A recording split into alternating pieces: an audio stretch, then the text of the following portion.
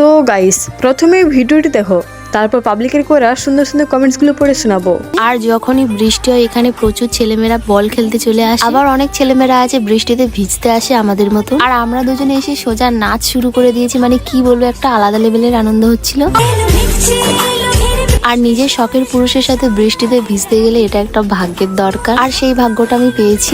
আমাদের জীবনে এই প্রথম বৃষ্টিতে আমরা ভিজছি, খুব ভালো লাগছে। নিজের শখের পুরুষের সাথে ভিজছি, খুব ভালো লাগছে, ভালো লাগছে। আর এটা সত্যি আমাদের 5 বছরের রিলেশনে আমরা এই প্রথম এমন হয় বৃষ্টিতে ভিজছি। আর আমি এখানে বলছিলাম বাপ্পাদা।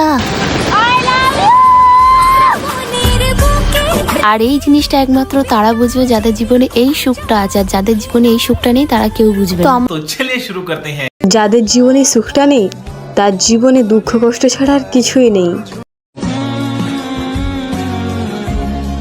দেখেই মনটা ভালো হয়ে গেল। বলেন কি?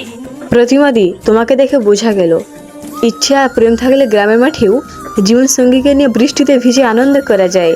सुकून का नाम सुना है? हाय हाय इतना सुकून।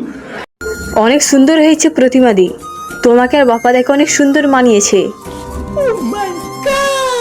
কি দারুণ লাগছে, আমার মনটা পুরো জয় করে নিলে। তো গাইস, বাকি কমেন্টগুলো তোমরাই করো।